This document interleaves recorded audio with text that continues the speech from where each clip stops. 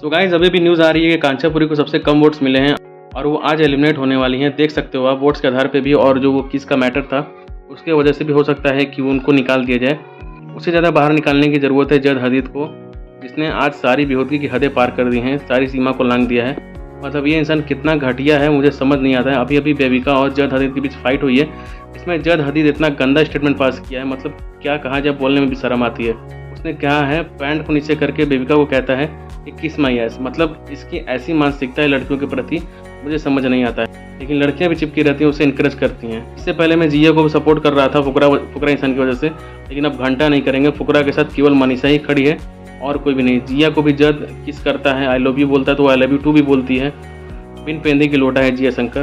खैर आज सलमान खान को इस चूतिए पे कोई ना कोई एक्शन लेना होगा, बिकॉज ये बहुत ज़्यादा हो रहा है, बहुत ज़्यादा लिमिट क्रॉस हो चुकी है। अब इस चीज़ पे सीधा सलमान खान को इसे नॉमिनेट करना चाहिए। खैर देखते हैं क्या होता है क्या नहीं। वैसे अब्दू की कल एंट्री हुई है बिग बॉस में और उसने टोटली फुकरा को इग्नोर कर दिया है घुसते ही घर में। और जब उसका काफ़ी अच्छा दोस्त था तो वो काफ़ी उससे खुश हुआ मिलके देख के, बट वो सबसे मिला बाद में। और कुछ चीज़ें भी अब्दू ने बोली जो कि बहुत ही सैवेज थी, और पिछले सीजन की बातें भी उसने शेयर की, जैसे किस तरह उसने अर्चना को जेल में डाला था।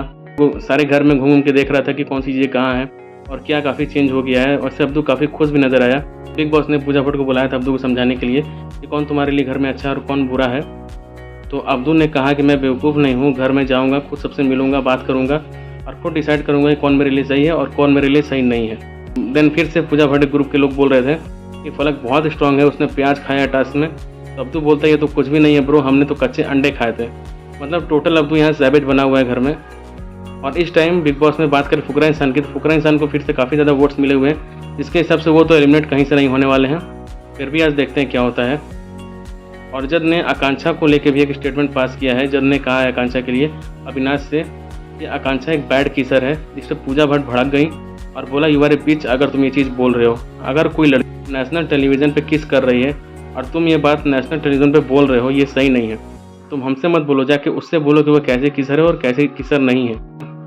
तो गाइस यही सभी चीज़ें बिग बॉस में हो रही हैं, जिस पे बवाल मचा हुआ है। फिलहाल में तो बेबिका और जद के बीच तगड़ी फाइट हुई है। देखते हैं अब सलमान खान इस पर कोई एक्शन लेते हैं या फिर नहीं। और थैंक यू गाइस, मेरे 10 सब्सक्राइबर पूरे हो गए हैं। ऐसे ही सपोर्ट करते रहिए। Love you guys, bye.